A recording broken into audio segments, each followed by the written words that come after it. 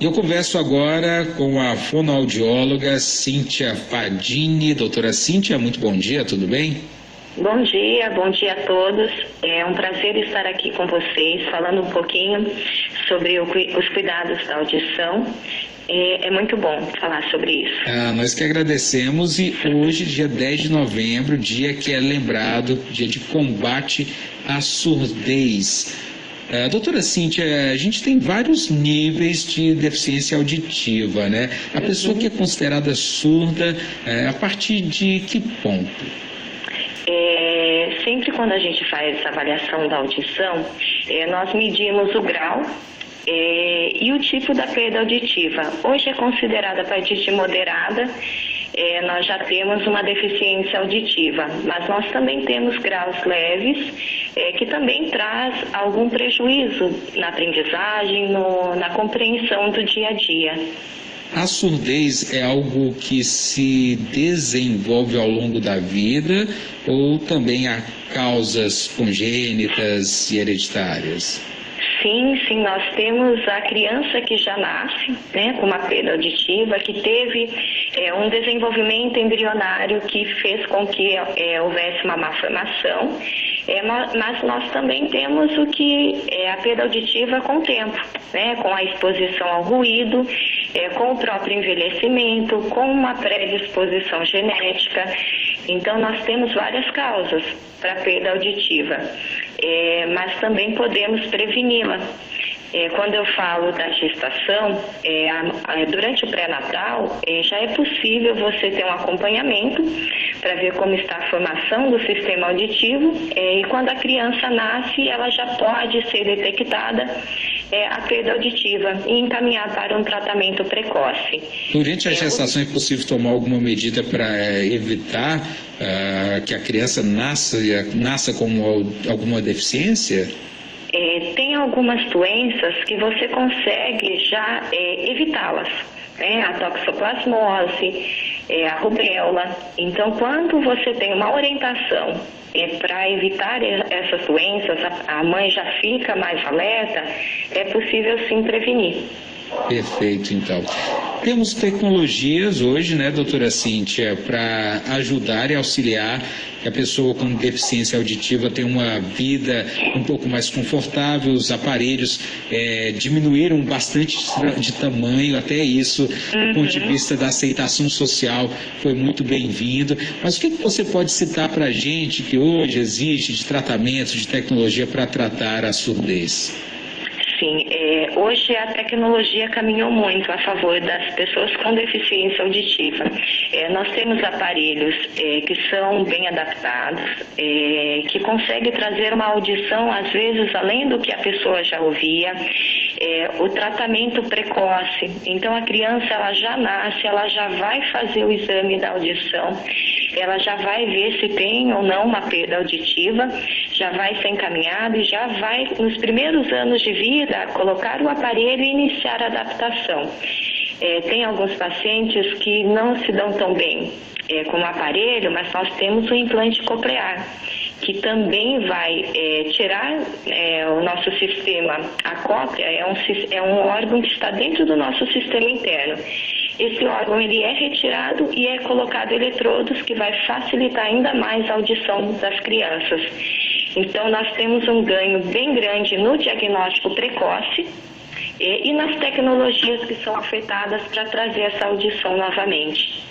Mas existe alguma cirurgia ou implantação de algum equipamento que pode trazer a audição de volta?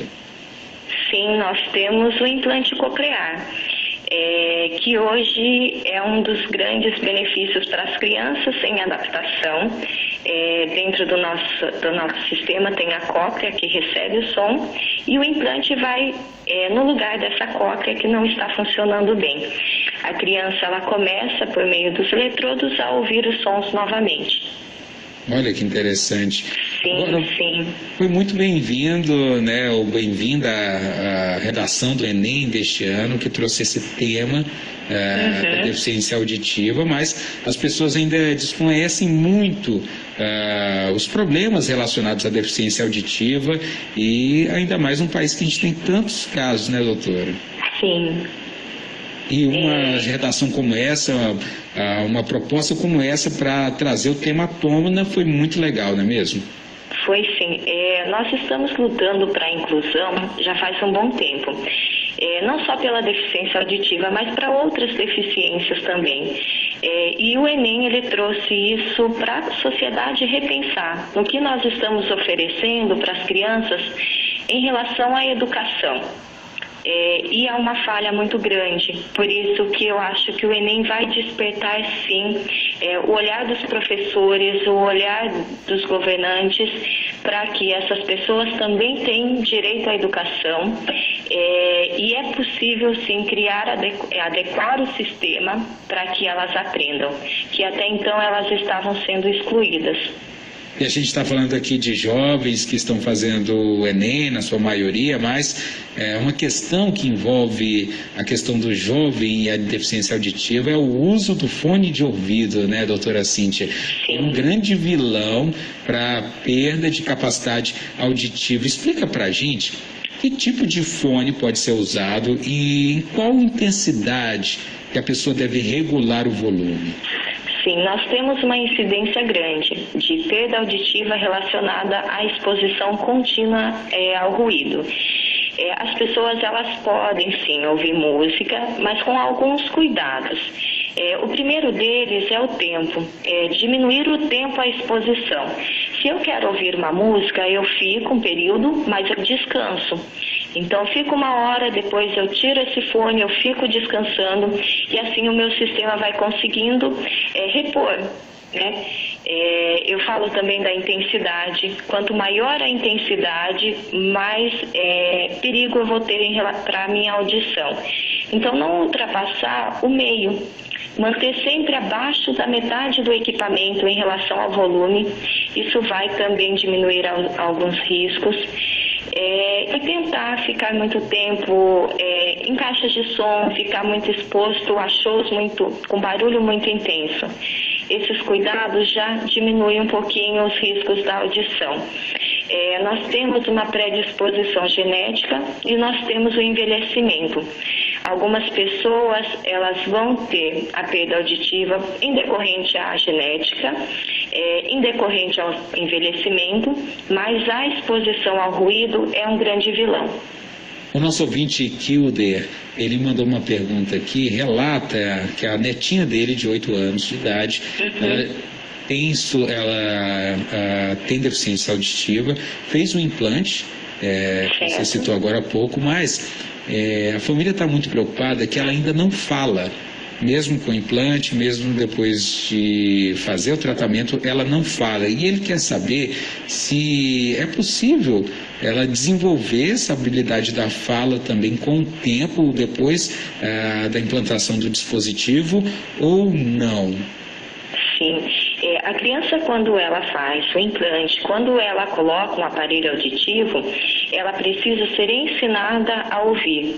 É muito importante ela ter um acompanhamento fonoaudiológico para ensiná-la a ouvir. Não é só ter o aparelho, não é só captar o som, ela precisa dar significado a esses sons. A fala, ela é uma consequência de todos esses significados. Para que ela consiga falar, ela precisa ter conceitos, ela precisa entender o mundo que está ao redor dela, e a fala é uma consequência. Eu tenho algumas crianças que também têm um transtorno de fala associado, mas aí por meio de terapia fonoaudiológica vai vai melhorar essa questão de linguagem e vai facilitar a fala. Por isso que é importante o acompanhamento fonoaudiológico para ensiná-la e dar significado aos sons que ela escuta. Então tá certo. O outro ouvinte que mandou para a gente uma pergunta é o seguinte: ele relata que tem deficiência auditiva no ouvido esquerdo, o direito funciona bem. Ele quer saber se ele pode usar um aparelho apenas em um dos lados para corrigir essa deficiência. Sim, se ele passou por uma avaliação, uma avaliação audiológica e foi detectado realmente uma perda auditiva só de um lado, ele pode sim fazer uso de um aparelho só. É o que a gente fala, perda unilateral. Tem pacientes que acomete só um lado. O que não pode é ter um pouquinho de perda na direita e a esquerda estar pior e eu usar um aparelho só. Quando eu tenho uma perda auditiva, eu preciso usar, nas duas orelhas, eu preciso usar os dois aparelhos, porque senão a gente fica em desequilíbrio. É a mesma coisa em relação à visão. Se eu tenho um problema no meu olho, nos dois, eu preciso usar um óculos que vá corrigir os dois olhos. A audição é a mesma coisa.